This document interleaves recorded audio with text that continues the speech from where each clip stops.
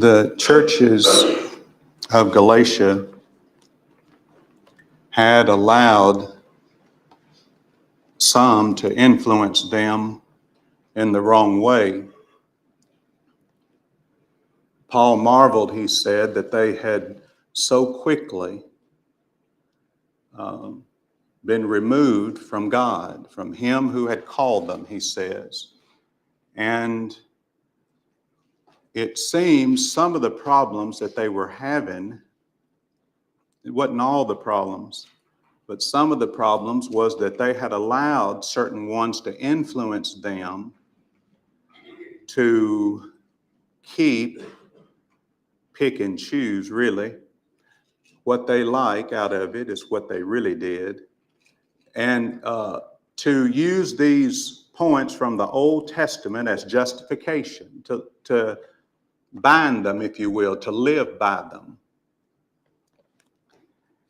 That's a problem that you and I need to be well aware of. It happens often today, and it's one of the things that I wanted to emphasize during this particular section. These first 5 verses really speak to that problem and just how big of a problem that it is. Some may make light of brethren who emphasize the fact that we're not under the old covenant, not one thing under it. And in the same breath, we'll state what the New Testament writers, the apostles, said about that old covenant, that these things, Romans 15 says, were written for our learning. And this same apostle said that these things, talking about the sins of the Israelites back under the old covenant as they were headed out of Egyptian bondage, that they sinned against God, and he allowed them to wander in the wilderness. And God wasn't pleased, although they had all been baptized, Paul pointed out, into Moses, but with most of them, God wasn't well pleased. That's an admonition for you and I, that the fact that we've been baptized into Christ is no guarantee, that we get to where we're trying to get to, which is heaven. That in this same set of passages, Paul says, you ran well. You see, you ran well, past tense. Who hindered you? See? So starting out, getting a good start is important, but it's not the end game. And that's really where you and I have to spend most of our time, isn't it? In remaining faithful. That hard task of continuing to follow the truth. Stand fast in the liberty by which Christ has made us free. See, to stand fast in the gospel. Stand fast in all the privileges that we have in Christ. And not go back for our justification, which really in effect puts a yoke of bondage under us, because it obligates you to keep the entire law. So Paul points out, doesn't he, in these first 5 verses, serious implications of picking and choosing out of the old law. Here's what he says. At verse 2, he says, I, Paul, say to you that if you become circumcised, Christ will profit you nothing. No profit if you try and bind circumcision. That's not to be mistaken for the fact that you can have your children circumcised or let them not be circumcised. But what we can't do is go back and try and bind circumcision upon people based upon the teachings of the old law. He says Christ won't profit you anything. What the Lord came to do was to free us, see, to free us from that bondage. See, he came to fill it up, to fulfill the law, see, and introduce to us a much better way, a new and living way. And the Hebrew writer says it's established a better covenant, established upon better promises. That's the one you and I are under. But he says if you try and bind it, there's another serious consequence. At verse 3, he says, and I testify again to every man who becomes circumcised, he's a debtor to keep the whole law. There, rubber meets the road right there. See, it's incumbent upon us to learn how to use the new covenant for our authority. Now, I made this statement last week. I practiced it since I've been a teenager. And you probably have done the same thing. I would guess some of you have done this. I used to just pick a sin often and then go try to find under the new covenant what's wrong with it. See, I know that Moses said, thou shalt not kill, but he was talking to those under that covenant. Is it okay to kill today? See, I know Moses said you shouldn't steal. That's one of the 10 commandments, but is it okay for me to steal? See, I know Jewish brethren couldn't steal. Can I steal? Can a New Testament Christian steal? See, so every sin, if there's a transgression, and sin is a transgression of the law, what law? The new covenant. And so we need to be able to show if something's wrong, and I believe I can do it, and I think most people in this room can do it, that I can take the new covenant, you can name a sin, I can take the new covenant and says, this is why it's wrong. Under Christ's New Testament, any sin, you can pick it. And we can show together, if we put our heads together, I know we can do it. See, any sin, you want to talk about drinking, and the old covenant is full of admonitions about drinking. But I don't need it to show a person why drunkenness is wrong. Fornication, all Old Testament is full of it. And Paul said, don't commit fornication like they did. They did. But he told New Testament Christians, don't you commit it. See, it's wrong for us to do it. Not because it was wrong for them, but because it's wrong for us. Fornication is a transgression under the new covenant as well. And the point I'm making here is that we don't need the old covenant to prove something is right and wrong. See, although there's much we can learn from it. You can learn a lot about idolatry and fornication, and that's what Paul said. These things became our examples. Don't lust after evil things as they lusted. Don't fornicate and fell in one day. See, we can go back there and read and see the serious, grievous consequences of those particular sins. But anything that's wrong, we need to be able to put our finger on a New Testament passage. Rod, that's what y'all need to really, really remember that if it's wrong, you need to be able to take a new covenant passage and show why something is wrong. And our young people need to learn that you don't, although there's great benefit, and Brother Hall has spent, since he's been here, he's been teaching out of the old covenant. So he's spent a lot of time explaining and showing and demonstrating the value of studying the Old Testament.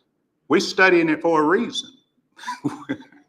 There's a lot to learn, and we've learned a lot, you see. And so, but our justification isn't found under it. And that's what we've been trying to emphasize in these first 5 verses. But not only do you have to keep it all if you go back there and pick something out, say like circumcision, but then look at what happens to you. Actually, you lose your soul. At verse 4, he says, you have become estranged from Christ. Now that's separated from Christ.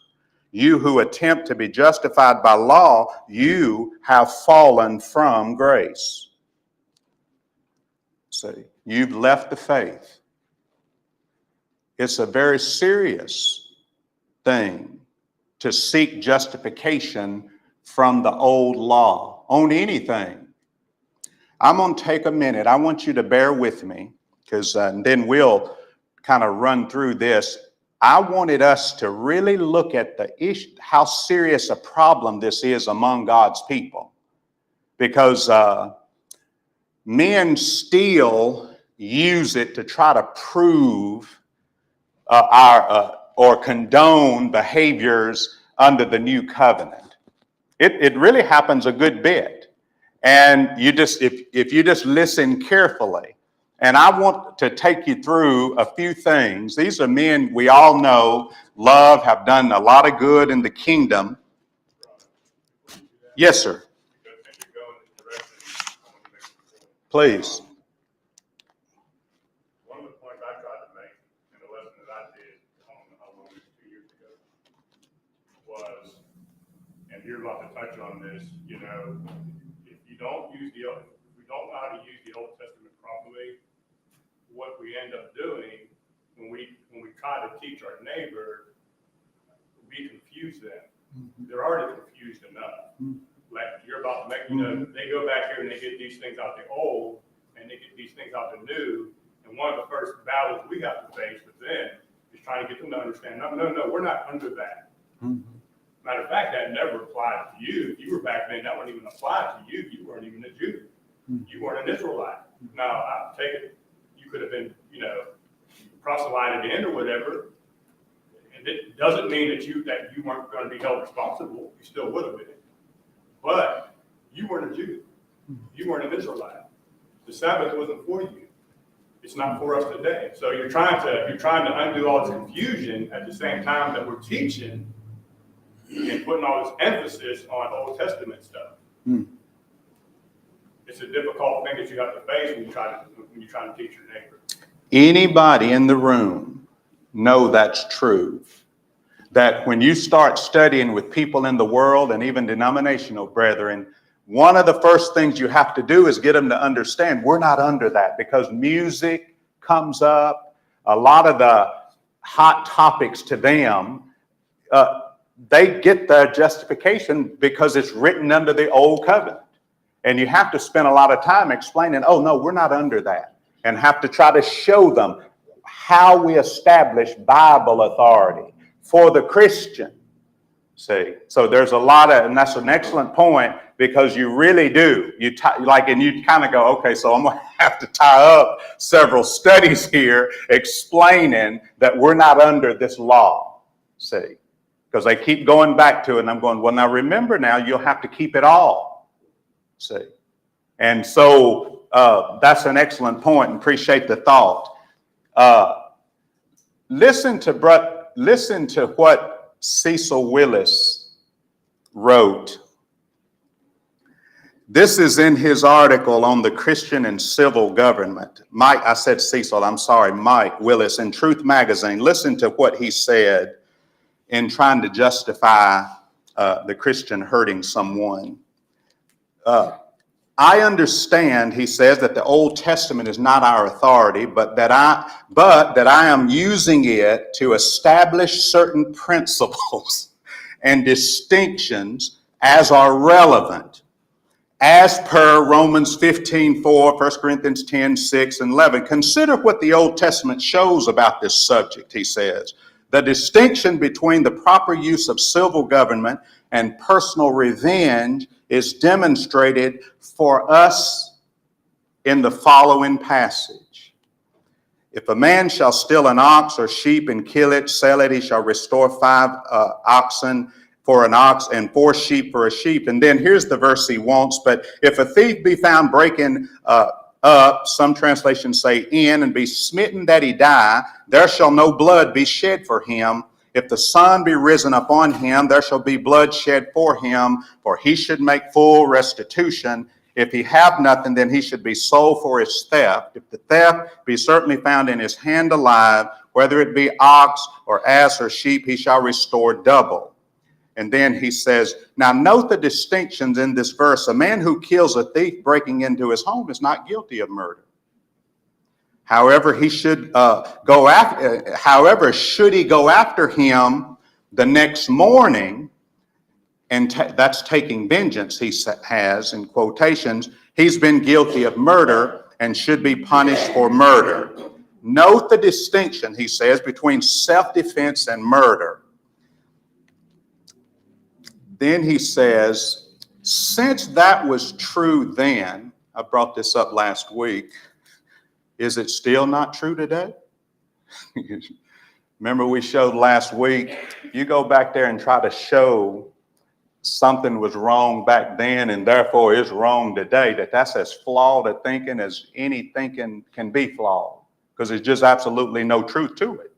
See, that the fact that something was wrong then doesn't prove to the New Testament Christian that it's still wrong. Because we showed last week, there are things back there you could do back then you can't do now. There are things you cannot do back then, but you can do them now. See? Just a careful study of God's word shows that it slows you down, not to just make these blanket statements and jump from it was wrong then, but see, he does it. And who's more skilled than him in writing? I've learned so much from him all through the years. I know he's off on some things, but be that as it may, I'm not promoting him or anything, but here's just a prolific writer, good student of God's word, but look at his flawed thinking, see, because trying to justify things using the old covenant. But anyway, see, people, brethren, good brethren, preachers do say it was wrong, it was true then, ain't it true now? You see. He says both were children of God in the case above. So today, a case involving children of God may involve and include the same principle. So that's okay. I met this gentleman at Jack's in Gunnersville 2 years ago. Jim Deason recommended this book, A Time to Kill, from Greg Hopkins. And I met Greg down there. I got this book from him. I had already bought it because Jim had recommended it, said it was a good study on the opposite view that I took. And I bought it and read it. But here's what, Greg's a Christian. Now, I don't know whether he's faithful. He used to be, where he told me he worshiped and all. I just judged that he at least one time was. He's left the faith on this point here for sure. But here's what he says. I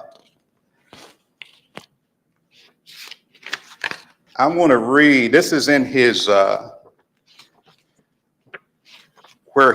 he uses the Old Testament.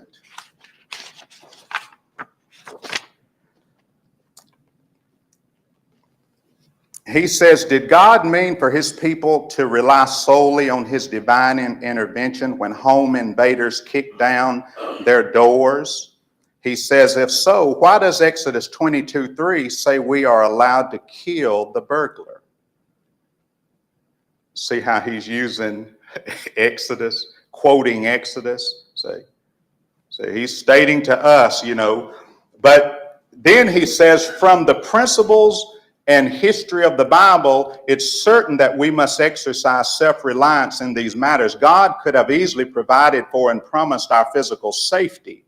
Instead, verses such as Exodus 22, that's what Cecil quoted, 2 and 3, and Leviticus 19:6 say that he authorizes us to defend ourselves and others. But anyway, all I'm showing by this, and I had Scott smell. So y'all know Scott's, you can't get any better. I love Scott. and good writer, good learner. Well, Scott, them did a radio program. I listened to it, and I wrote him. If I have time, I'll show you what I wrote him and just asked him, would he be willing to discuss that? Well, he did the same thing. I listened to it again last night just to make sure I had him correctly. But they go back to the Old Testament trying to justify self-defense, using it to somehow eke out principles that govern you and I today. It's the predominant way that they try to establish and show it. See? And again, these are all, and I say this seriously, Scott's a 10 times better Bible student than I ever thought about being. Good student, good man, all of that. But I reached out to him, and of course he said he didn't want to, wasn't willing to discuss it publicly, that me and him could study it privately. And I told him I may take him up on that, but I'm actually trying to get somebody like him to defend it, to stand in front of God's people and show us why you can hurt a person. Take the New Testament and do it, see? To not let them get away with saying these things over the airways and internet and then won't stand and defend it. See? And so, good men that we know and love and trust do it. And I wanted to just take that time to say that. And incidentally, the reason we need to always hold those men accountable, and especially on this particular issue, is that they think we're scaredy cats and cowards. He says it. Keith Hamilton says it. They just think we're flawed in our character. That we really loved our kids. We hurt somebody to take care of them. See, that's their reasoning. So again, I take issue with that. It is. I take big issue with that. And it's why we challenge them. And I've asked every one of them. And to no avail in terms of them accepting. But be that as it may, so you see this problem of taking the Old Testament and trying to prove our behavior under the new covenant. It's prevalent, happens often, and most brethren, a lot of brethren do it. I know it's the Old Covenant, but, and then they light into showing why we ought to do a thing. See? Yes, sir. Man, it was something privately like that, won't fit publicly. There's something wrong there. Thank you, Gerald. Something bad wrong. Thank you. Thank you very much for that, because it really, really is something wrong. See? And I kindly told him, I see the great value in me and you studying the subject, but you taught this to the world. I'd like really for you to show, see, would you be willing to tell us, under scrutiny, see, so that when he gets up, I can stand and say, well, now just listen carefully to all these Old Testament passages he's going to rattle off for us. See, show me why a Christian can take the New Testament and show me how you can harm another person, that you can shoot a person, that you can walk around with a gun on your side with the sole intent of protecting, defending, shooting another person under the new covenant. See, because I know David could kill a man. David couldn't build the temple. He killed so many men. I know Nehemiah had a sword in his hand. I know they toted weapons. They stabbed men through. They utterly destroyed men, women, and children. You and I, that's our authority. See, that's the question. See, Brother Gerald. But the problem is, what the basis of your premise is, we're not under the law. If we keep part of it, we got to keep it off. Got to keep every bit of it. See, they go back and grab the sword out of Nehemiah's hand, But can I grab a man by his head? Gerald pointed this out in his lesson. He went back and showed something there during the days of Nehemiah, but he made this statement. I didn't comment, but I just thought that's on point. His statement was, I don't believe that we can behave like Nehemiah did back then. He was separating them because they had married strange wives, and he was grabbing them by the head and all kind of behavior. And he made that statement, and I thought that's sound. See, to go back and use Nehemiah properly, but don't go back there and grab behaviors of these men and try to bring it up here into the New Testament on the New Covenant Christian. Dylan. And I noticed, I think with both those men, the misuse of the word principle. They were binding law, saying this is a principle. There's a big difference. It is. That was a binding law and not illustrating a principle. Yeah, I appreciate that point. And that's what they do. They're looking for a principle, but why are you trying to bind this teaching? See, there's a big, huge difference than us learning something from the old covenant and us binding it as our authority today. And again, these are all good men. I hope I've, reiterated that. We're not trying to disparage or say something behind anybody's back or anything. These men, I stand by what I'm saying here, and they all know it's all on record anyway, what I'm saying. That I've asked them, to discuss these issues. Or would they be willing to discuss it with someone else? More capable men than I. It was my point. So, but be that as it may, so any questions or comments before we move on? Because here's what I wanted to point out is something that I think is really important. When Paul is talking to the Galatians, when he opens the letter, we need to keep in mind he's talking to the churches. When he says, I marvel that you have so quickly been removed, he's talking to the churches. These congregations had been influenced by these men or whoever they were that were influencing them. And again, I hesitate. That term Judaizing teachers, I'm certain some of that was out there. But if you go through carefully, you can see it was different elements of it. See, here were Christians that were still holding on to the old covenant. We read about them in in Acts 21. You can read about certain ones, see, coming down from James. That influenced Peter to do wrong. Then again, I read last week the Jews in Acts 21 that saw Paul under this oath in the temple. They were Jews from Asia. See, and they were charging Paul with hating Jews, hating the law, hating this place. See, and so you had all these different elements of people clinging and holding to the law. I don't know who was in here on them. Paul just said, who has bewitched you? See, who hindered you? So I know these elements, whoever they were influencing them in the wrong way. But he's writing to the churches. And I say this because this affects us often, congregations. The language in Galatians 5 is talking about individuals. If you become circumcised, if you say, you have fallen from grace.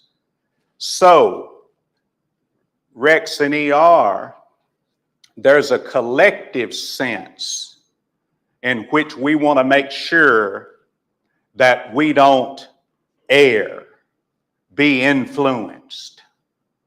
And we're in good hands, aren't we? See, to that end, that it'd be hard for somebody to come in here, and I say hard, I just simply mean we've got very capable men and women here. See? And then you've got on top of that, here's elders. We got an elder who is a master teacher, worthy of double honor, Brother Hall. See? And so capable men, but that don't mean that, but what about you and I? See, as individuals, see, the letters written to the churches, so there's a collective sense in which we want to be right. But then each individual has a responsibility to make sure that they don't start picking and choosing out of it. You notice the language in Galatians 1? I say to you, if you become circumcised, Christ will profit you nothing. I testify to every man who becomes circumcised. See, if you go and get cut, if you cut your child trying to bind circumcision, you fall from grace. See? So there's this collective responsibility as a church, and then there's this individual responsibility that we have to carry out this individual action. See, and that's where a church can be collectively off on something, but that don't mean you and I got to get involved in it. And that's what everybody, every Christian here needs to always remember that. There may be something. The contribution is one of those things. But beyond that, you start getting into, if a church won't, let's say they won't do right on a point and you worship there and that doesn't implicate you necessarily, see, because the church is off on that point. See, and I mean necessarily, see, because these brethren were off, and yet Paul says, but he start talking to individuals and says, if you get circumcised, you have fallen from grace. See, so let's say they get persuaded to take this old covenant in the wrong way. That don't mean you have to do it. See, and isn't that a valuable lesson, that you don't always have to feel like just because you don't agree with something or the church is going in a direction you see, that don't necessarily mean you implicated in everything done. See. And I think that's a real important point, because brethren who, think something go the way they don't like and they start talking about leaving, and it's kind of like, why? You leave over here, you're going to run into everybody got problems. You be running all over the place, you see. I mean, you think you're going to go find a group that ain't got issues. And typically what you run into is bigger issues than the one you're running from. But be that as it may, the point being, if you read carefully, you don't have to get implicated, because the whole I marvel that they had turned away, these churches had, but Paul told the individuals, don't you do it. Don't you do it. Don't you practice it. And yet they had turned away. See? So, any questions or anything along those lines? That was one of my key points in this section, is to remind us that just because the congregation is off, and just turn to this book, you can see that the congregations were off. But that down here on the ground, individuals don't have to get caught up in it. You don't have to, what did Paul say? Lay hands suddenly on no man. See, keep yourself pure, that you don't have, don't be a partaker in other men's sins, that you don't have to get involved in things that you might think are wrong or disagree with. Dave? Just thought here, I know we've discussed this some, this, I can say this right here to me, and this is kind of where I have an issue trying to separate it, I mean, as Christians, we're civil government allows, executions, okay? So, are Are we for that or not? I'm for it. I'm for it too. But then on the other hand, and I've thought a lot about this, and I'm certainly willing to discuss with anyone, but this is a struggle there.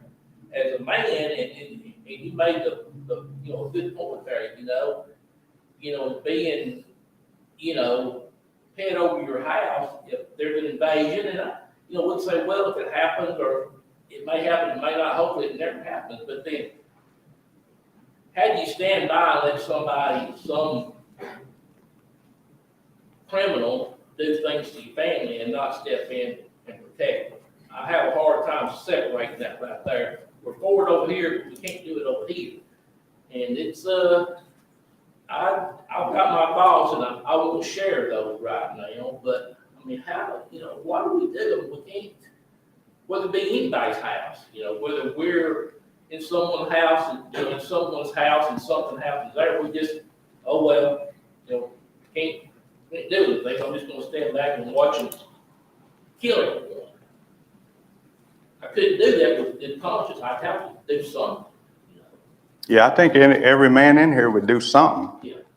We all might do something different. Yeah. What we better, what we can't do is transgress the law of Jesus Christ in whatever we do. I can read through the New Testament and see Jesus going through more than we'd ever think about going through, just in terms of physical violence and all of that. And I'm just seeing, I can read about what he did. I can read about, he's our example in those areas of suffering and being hit and punched and spit on. And I can see his behavior. And I can see what he told the apostles, that if they persecute you in this city, flee to another, that he meant for them to keep on going. But nothing wrong with running either when they get after you.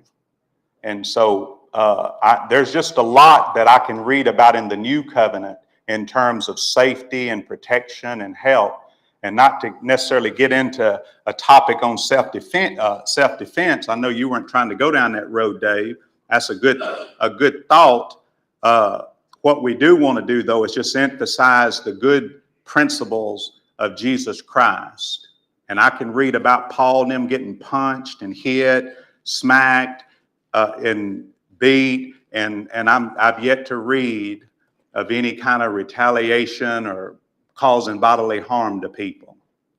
The New Testament is just silent in terms of Christians harming other people physically.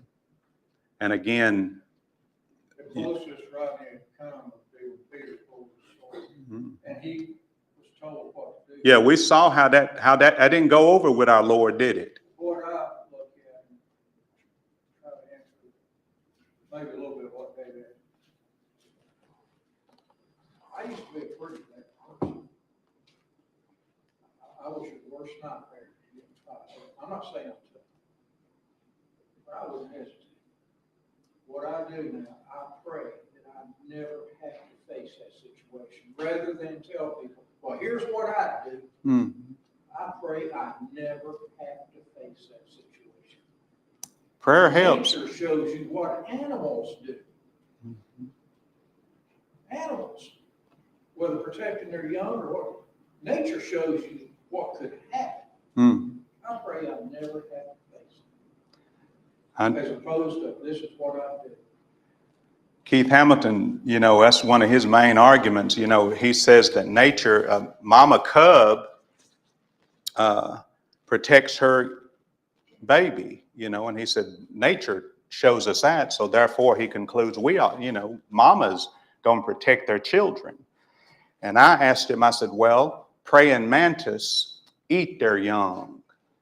Does that authorize abortion? That a mama can kill a baby? See, that nature talks too much when you start using nature. But that's what I raised. I said, if you're going to use nature, then the praying mantis eats their babies. See, don't mean we can kill babies, though. Human reasoning. Human reasoning, it won't work. You say anything. It won't fly. Amen to that. It won't. Jeremy, I saw your hand.